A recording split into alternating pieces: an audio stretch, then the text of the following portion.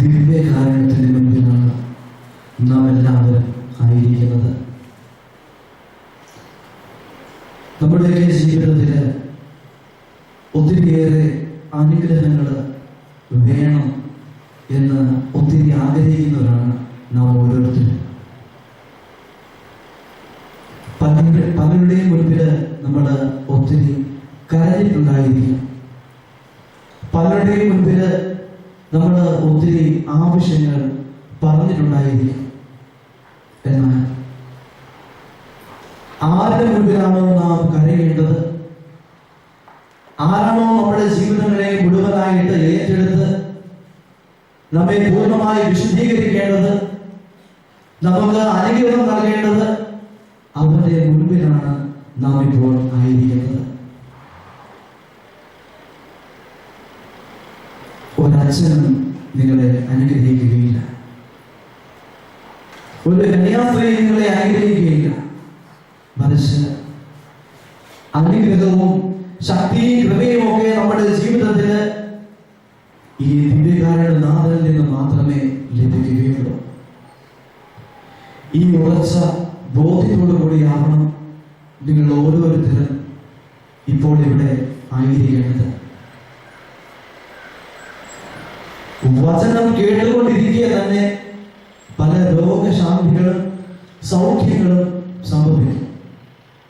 അത് വചനം പറയുന്നതിന്റെ മിടുക്കല്ല, മറിച്ച് വചനത്തിന്റെ ശക്തിയാണ്. ഈ തിരുമണിക്കൂറിൽ നമ്മൾ കൂടുതലായിട്ട് വചനം വായിക്കും, വചനം നമ്മൾ ആവർത്തിച്ച് ഉരുവിടും, നമ്മൾ ദൈവത്തെ സ്തുതിക്കും. കാരണം അവരിൽ നിന്ന് മാത്രമേ നമുക്ക് അനുഗ്രഹങ്ങൾ ലഭിക്കുകയുള്ളൂ. എനിക്ക് വേണമെങ്കിൽ ഒത്തിരിയേറെ സംഭവ കഥകൾ നിങ്ങളുമായിട്ട് പങ്കുവയ്ക്കാം, നിങ്ങളെ സന്തോഷിപ്പിക്കാൻ വേണ്ടി ഒത്തിരി തമാശകൾ പങ്കുവയ്ക്കാം. എന്നാൽ അതുകൊണ്ടൊന്നും നിങ്ങളുടെ ജീവിതത്തിൽ ഒന്നും സംഭവിക്കുകയില്ല. മറിച്ച് ദൈവത്തിന്റെ വചനത്തിന് മാത്രമേ നിങ്ങളുടെ ജീവിതത്തെ രൂപാന്തരപ്പെടുത്തുവാനും നിങ്ങളുടെ ജീവിതത്തെ മാനസാന്തരത്തിലേക്ക് നയിക്കുവാനും അനുതാപമുള്ള ഒരു ഹൃദയം നിങ്ങൾക്ക് നൽകുവാനും സാധിക്കുകയുള്ളൂ. അതുകൊണ്ട് നമ്മൾ ഇരുന്നുകൊണ്ട് തന്നെ ദൈവത്തെ സ്തുതിക്കാനായിട്ട് പോവുകയാണ്. ആദ്യമായിട്ട് നമുക്ക് ഈ ഭവനത്തെ തമ്പുരാന് സമർപ്പിക്കാം. ഈ ഭവനത്തിലെ ശുശ്രൂഷ ചെയ്യുന്ന 3 വൈദികരുണ്ട്. ഈ 3 വൈദികരെ നിങ്ങൾക്ക് നന്നായിട്ട് അറിയാമെന്ന് ഞാൻ വിചാരിക്കുകയാണ്. ഈ ധ്യാന കേന്ദ്രത്തിന് വേണ്ടി നമുക്ക് പ്രാർത്ഥിക്കാം. കാരണം ഈ ധ്യാന കേന്ദ്രം ഇങ്ങനെ ഒരു ധ്യാനം ഒരുക്കുന്നത് കൊണ്ടാണ് ഇവിടെ തമ്പുരാന്റെ മുൻപിൽ ഒരുമിച്ച് കൂടുവാനും നമ്മുടെയൊക്കെ ഹൃദയ ഭാരങ്ങള് തമ്പുരാനിൽ ഇറങ്ങി വയ്ക്കുവാനും നമുക്ക് സാധിക്കുന്നത്. അതുകൊണ്ട് ഇവിടെയുള്ള അച്ഛന്മാരെയും ശുശ്രൂഷകരെയും സിസ്റ്റേഴ്സിനെയും ഒക്കെ ദൈവകരങ്ങളിൽ കൊടുത്തുകൊണ്ട് നമുക്ക് അല്പനേരം സ്തുതിച്ച് ആരാധിക്കാം. കണ്ണുകൾ അടയ്ക്കുക, കൈകൾ ദിവ്യകാരന്റെ സന്നിധിയിലേക്ക് ഉയർത്തിപ്പിടിക്കുക.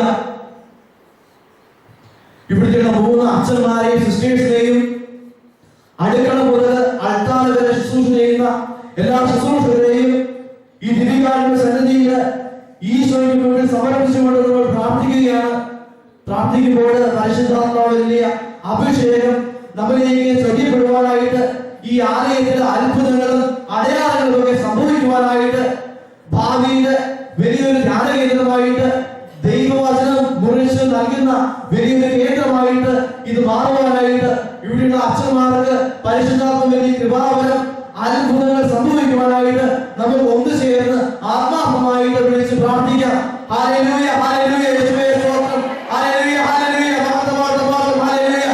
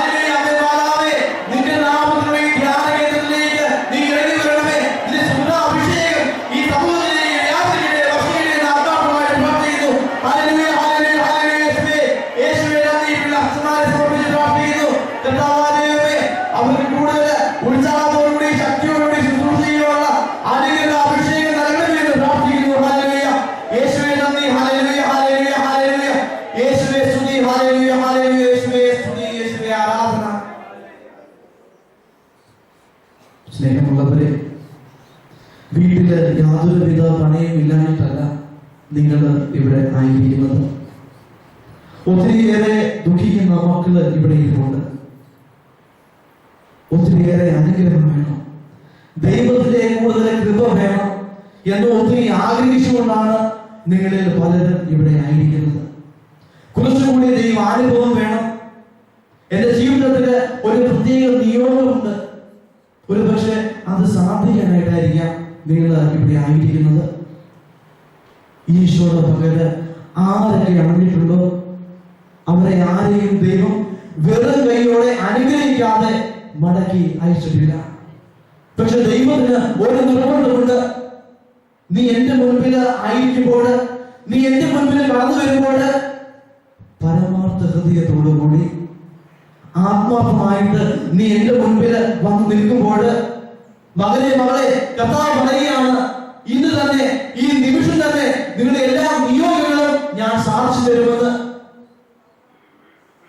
ദൈവത്തിന്റെ ഈ വചനത്തിൽ വിശ്വസിച്ചുകൊണ്ട് നമുക്ക് ആത്മാർത്ഥമായിട്ട് ഒരു നിയോഗം മനസ്സിലേക്ക് കൊണ്ടുവരാം. ഈ നിയോഗം നമ്മുടെ ജീവിതത്തിൽ ലഭിച്ചെങ്കിൽ മാത്രമേ ഞാൻ ഈ ആലയം വിട്ട് പോവുകയുള്ളൂ. എന്റെ കർത്താവേ, ഏറ്റവും ആത്മാർത്ഥമായിട്ട് ഞാൻ നിന്റെ മുൻപിൽ ഇതാ വ്യാപരിക്കുകയാണ്.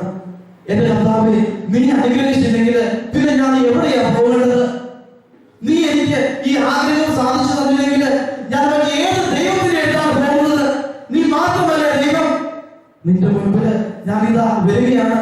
നീ അല്ലാതെ ആരുമില്ല എനിക്ക്. നിന്റെ ആഗ്രഹമെങ്കിൽ, നിന്റെ ഹിതമെങ്കിൽ ഇപ്പോൾ തന്നെ നടക്കട്ടെ. ഇനി കൈകളും നമുക്ക് തിരുകാന്റെ സ്ഥലത്തിലേക്ക് ഉയർത്തിപ്പിടിച്ചുകൊണ്ട് ആ നിയോഗത്തിന് വേണ്ടി പ്രാർത്ഥിക്കാം. ഏത് കാര്യം സാധിക്കാനായിട്ടാണോ നിങ്ങൾ വന്നിരിക്കുന്നത്, ഇതാ ആ ആഗ്രഹം തമ്പുരാൻ നടത്തിത്തരാനായിട്ട് പോവുകയാണ്. ഉറച്ച് വിശ്വസിച്ചുകൊണ്ട്, തമ്പുരാനിൽ വിശ്വസിച്ചുകൊണ്ട്, തന്റെ അടുത്ത് ആരെയും വന്നിട്ടുണ്ടോ അവരെ ആരെയും വെറുകയോടെ പറഞ്ഞിരിക്കാത്ത തമ്പുരാനിൽ വിശ്വസിച്ചുകൊണ്ട് ഇതാ കരയാൻ വരുന്നവരെല്ലാം കരഞ്ഞുകൊണ്ട് പ്രാർത്ഥിക്കാം. Hallelujah, hallelujah. ഇതാ ഈശോയുടെ ആഗ്രഹങ്ങളെ അനുഗ്രഹിച്ച് ആശീർവദിക്കുന്ന നിമിഷമാണ്. നമുക്ക് ഈ കൈകളെ തിരിച്ചുകൊണ്ട് പ്രാർത്ഥിക്കാം. കരഞ്ഞു വരുന്നവരെ കരയുക. കർത്താവ് മുൻപാണ് കരയുന്നത്. നമ്മുടെ കണ്ണുനീര് തുടച്ചു മാറ്റുന്നവർ ഇവരാണ്. ഇവന് മുമ്പിൽ കരയേണ്ട കാര്യമുള്ളൂ. ഇവൻ മാത്രമേ നമുക്ക് അനുഗ്രഹം തരുന്നുള്ളൂ. ആ വിശ്വാസത്തോടു കൂടി ഈ കൈകൾ നീട്ടി നമുക്ക് പ്രാർത്ഥിക്കാം. Hallelujah, hallelujah. യേശുവേ, അഭിഷേകം കർത്താവേ, കർത്താവേ, ഞങ്ങൾ നിയോഗങ്ങളെ സമർപ്പിക്കുന്നു. ഈശോയുടെ നാമത്തിൽ എല്ലാം സംഭവിക്കട്ടെ. ഏതൊന്നിനായിട്ട് ഏത് ആഗ്രഹവും മനസ്സിൽ വെച്ചുകൊണ്ട് ഈ മക്കളെ ഇവിടെ നിന്റെ മുന്നിലായിരിക്കുന്നു. ആഗ്രഹമെല്ലാം ഈശോയുടെ നാമത്തിൽ, ഈശോയുടെ ശക്തിയുള്ള നാമത്തിൽ, ജീവനുള്ള ദൈവത്തിന്റെ നാമത്തിൽ നടത്തട്ടെ. Hallelujah, hallelujah, hallelujah. യേശുവേ നന്ദി. Hallelujah, hallelujah. യേശുവേ മഹത്വം. ഹല്ലേലൂയ. അഭിഷേകം വ്യാപരിക്കട്ടെ, അഭിഷേകം വ്യാപരിക്കട്ടെ. രോഗികളുടെ രോഗശാന്തികൾ സംഭവിക്കട്ടെ, അത്ഭുതങ്ങൾ സംഭവിക്കട്ടെ, വിടുതൽ സംഭവിക്കട്ടെ. Hallelujah, hallelujah, hallelujah. മക്കളെ ഓർത്ത് ദുഃഖിക്കുന്ന മാതാപിതാക്കൾക്ക് കർത്താവ് ആശ്വാസം നൽകുന്നു. Hallelujah, hallelujah, hallelujah. ഹല്ലേലൂയ. യേശുവേ നന്ദി. Hallelujah, hallelujah. യേശുവേ മഹത്വം. Hallelujah, hallelujah, hallelujah. യേശുവേ നന്ദി. Hallelujah, hallelujah. യേശുവേ ആരാധന, ആരാധന, ആരാധന, ആരാധന. പരിശുദ്ധ പരമാധികാരത്തിന്, പരിശുദ്ധ പരമാധികാരത്തിന്, പരിശുദ്ധ പരമാധികാരത്തിന്.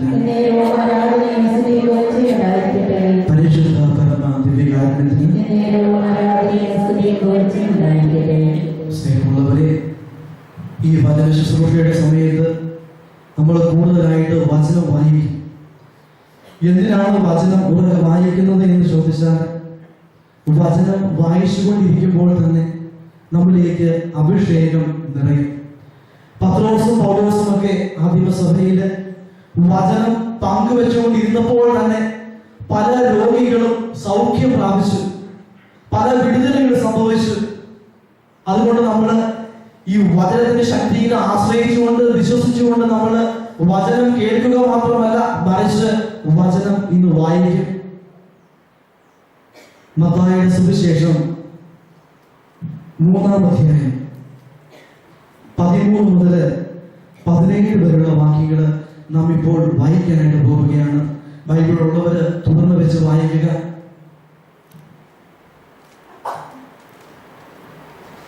മത്തായിയുടെ സുവിശേഷം 3-ാം അധ്യായം 13 മുതലുള്ള വാക്യങ്ങൾ.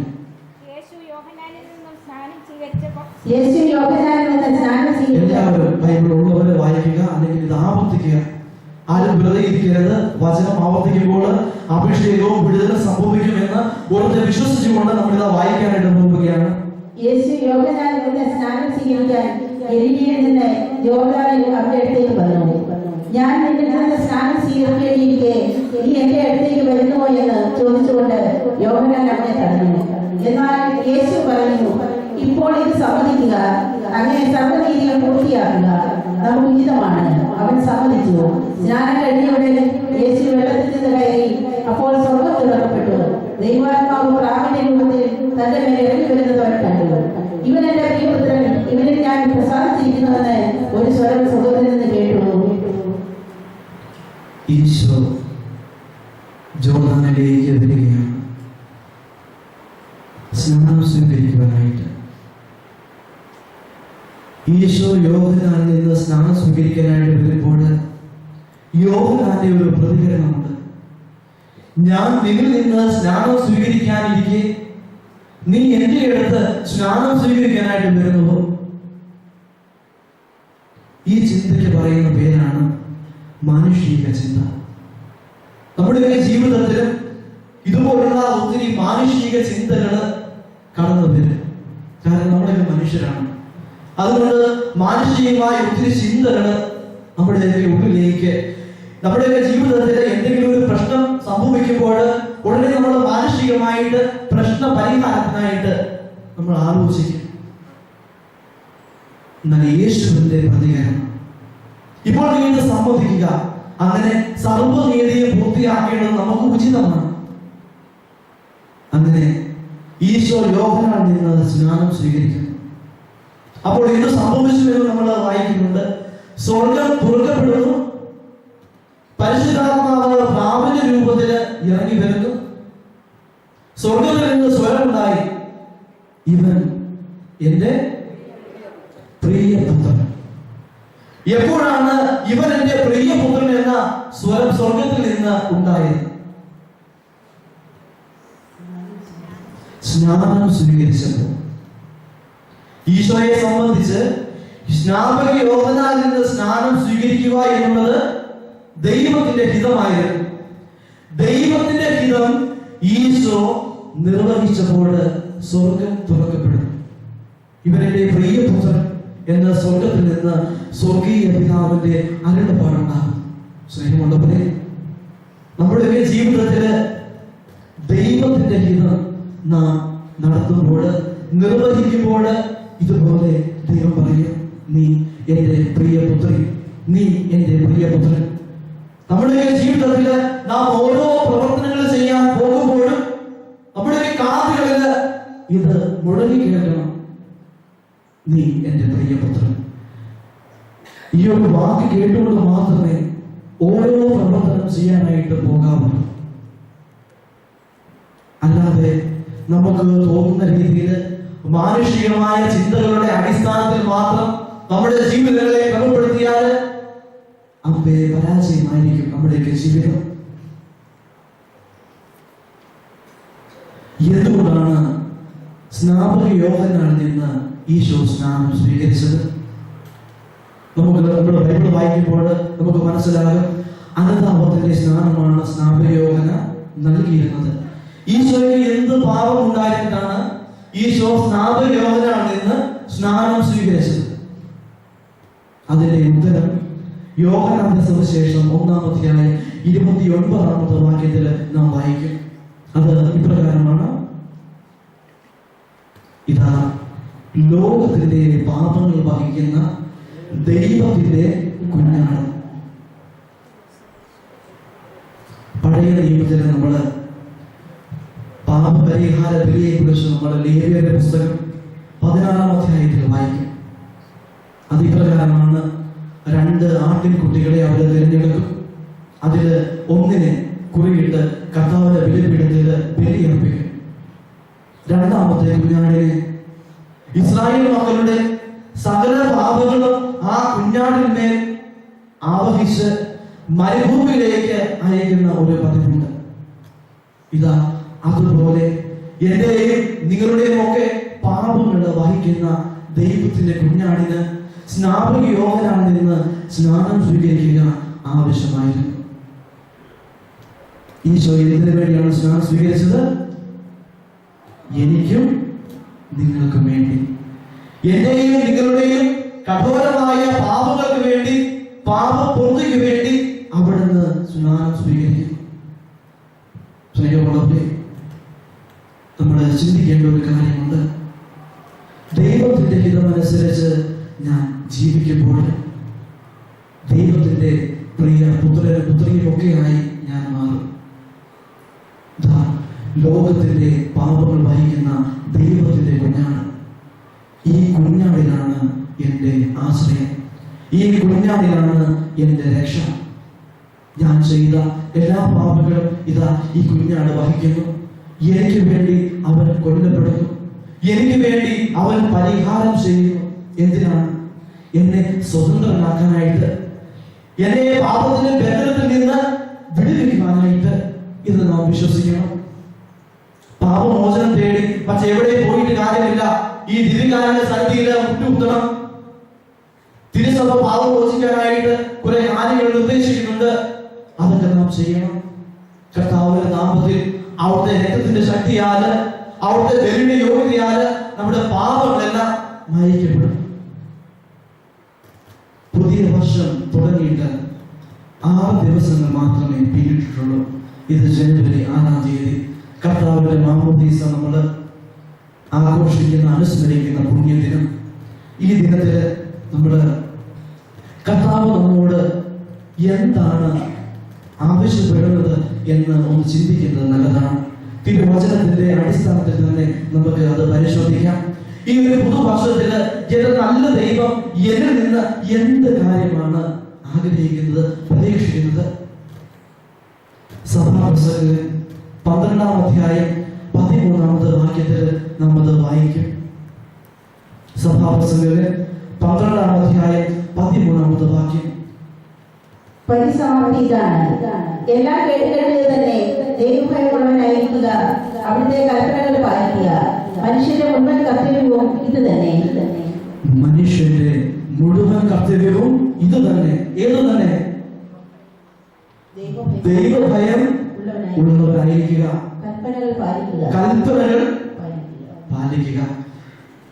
ഇവിടെ കൂടിയിരിക്കുന്ന ദൈവമക്കളോട് ദൈവം ഇന്ന് പറയുന്ന ഒരു കാര്യം ഇത് തന്നെയാണ്. നീ ദൈവഭയം ഉള്ളവരായിരിക്കുക, കൽപ്പനകൾ പാലിക്കുക. ഇനി എന്താണ് ദൈവഭയം എന്ന് പറയുന്നത്? അത് വചനത്തിന്റെ അടിസ്ഥാനത്തിൽ നമുക്ക് മനസ്സിലാക്കാൻ സാധിക്കും. പ്രഭാഷകന്റെ പുസ്തകം 34-ാം അധ്യായം 16 മുതൽ 18 വരെയുള്ള വാക്യങ്ങളിൽ നാം വായിക്കുന്നുണ്ട്. എന്താണ് ദൈവഭയം? ഈ ദൈവഭയമാണ് ഞാൻ ഈ പുതുവർഷത്തില് കൂടുതലായിട്ട് ധ്യാനിക്കുകയും അനുസരിക്കുകയും പ്രവൃത്തി പദത്തിൽ എത്തിക്കുകയും ചെയ്യേണ്ടത്. അതെന്താണെന്ന് വായിക്കാം.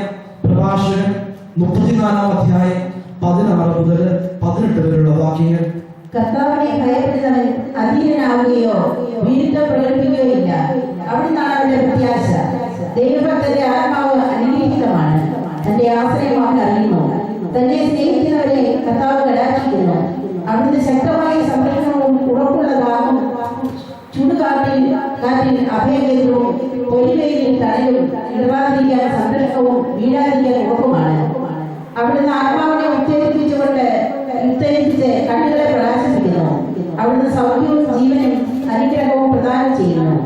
അന്യായ സമ്പത്തിൽ നിന്നുള്ള ബലി ഭംഗിരമാണ്. നിയമനിഷേധകന്റെ കാഴ്ചകൾ സ്വീകാര്യമല്ല. ദൈവഭക്തി ഇല്ലാത്തവരുടെ ബലികളിൽ അത്യുന്നതൻ പ്രസാദിക്കുന്നില്ല. അവൻ എത്ര ബലി അർപ്പിച്ചാലും അവിടുന്ന് പ്രസാദിക്കുകയോ പാപമോചനം നൽകുകയോ ഇല്ല. ദരിദ്രന്റെ സമ്പത്ത് തട്ടിയെടുത്ത് ബലിയർപ്പിക്കുന്നവൻ പിതാവിന്റെ മുമ്പിൽ വെച്ച് പുത്രനെ കൊല്ലുന്നവനെ പോലെയാണ്. ദരിദ്രന്റെ ജീവൻ അവന്റെ ആഹാരമാണ്. അത് അപഹരിക്കുന്നവൻ കൊലപാതകിയാണ്. അയൽക്കാരുടെ ഉപജീവനമാർഗം തടയുന്നവൻ അവനെ കൊല്ലുകയാണ്. വേലക്കാരുടെ കൂലി കൊടുക്കാതിരിക്കുക രക്തചൊരിച്ചിലാണ്. ഒരുവൻ പഠിക്കുന്നു, അവനെ നശിപ്പിക്കുന്നു. അധ്വാനമില്ലാതെ അവർക്ക് എന്ത് വരും? ഒരുവൻ പ്രാർത്ഥിക്കുന്നു, അവനെ ശപിക്കുന്നു. ആരുടെ ശബ്ദമാണ് കർത്താവ് ശ്രദ്ധിക്കുക? മൃതശരീരത്തിൽ തൊട്ടിട്ട് കൈ കഴുകിയവൻ വീണ്ടും അതിനെ സ്പർശിച്ചാൽ കരുതൽ കൊണ്ട് എന്ത് പ്രയോജനം? പാപങ്ങളെ പ്രതി ഉപസിച്ചിട്ട്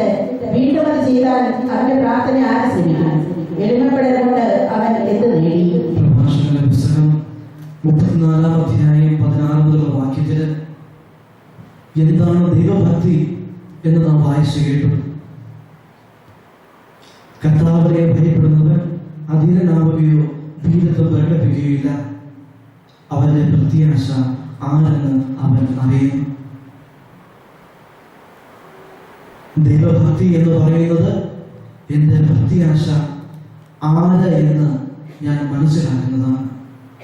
കർത്താവ് മാത്രമാണ് എന്റെ പ്രത്യാശ, അവരിൽ മാത്രമാണ് എന്റെ ആശ്രയം എന്ന് ആര് തിരിച്ചറിയുന്നു, അവർക്ക് തിരുവചനം പറയുന്ന പേരാണ് ദൈവഭക്തി. ജീവിതത്തിന് ആശ്രയം തേടി മറ്റെവിടെയും പോകേണ്ട കാര്യമില്ല. ഈ തമ്പുരാന്റെ മുൻപിൽ അണഞ്ഞാൽ മതി. കർത്താവിലാണോ എന്റെ ആശ്രയം, അതോ എന്റെ മക്കളിലാണോ, എന്റെ ഭർത്താവിന്റെ സമ്പത്തിലാണോ, ഭർത്താവിന്റെ ജോലിയിലാണോ, സന്തോഷകരമായ എന്റെ കുടുംബ ജീവിതത്തിലാണോ എന്റെ പ്രത്യാശ? യഥാർത്ഥത്തിൽ ഞാൻ ദൈവഭക്തനാണോ? ദൈവഭക്തി എന്ന പുണ്യം എന്നിൽ നിഴലിച്ച് കാണുമോ? ഈ ദിവ്യകാരുടെ സന്നിധിയിൽ ഇരുന്ന് ഒന്ന് ചിന്തിച്ചു നോക്കുക. ദൈവഭക്തന്മാരെ കർത്താവ് അത്ഭുതകരമായിട്ട് സംരക്ഷിക്കും, രക്ഷിക്കും. സ്നേഹമുള്ളവരെ, പ്രഭാഷകന്റെ പുസ്തകം 2-ാം അധ്യായം 10-ാമത്തെ വാക്യത്തില് കർത്താവിന്റെ ഭക്തരെ കുറിച്ച് വീണ്ടും പറയുന്നുണ്ട്. പ്രഭാഷകന്റെ പുസ്തകം 2-ാം അധ്യായം 10-ാമത്തെ വാക്യം മാത്രം ഒന്ന് വായിക്കാം. കഴിഞ്ഞ തലമുറകളെ പറ്റി ചിന്തിക്കുകയും കർത്താവിനെ ആശ്രയിച്ചത് ആരാണ് ഭഗ്നാശരായത്? കർത്താവിന്റെ ഭക്തരിൽ ആരാണ് പരിത്യക്തനായത്? അവിടുത്തെ വിളിച്ചപേക്ഷിച്ചിട്ട് ആരാണ് അവഗണിക്കപ്പെട്ടത്?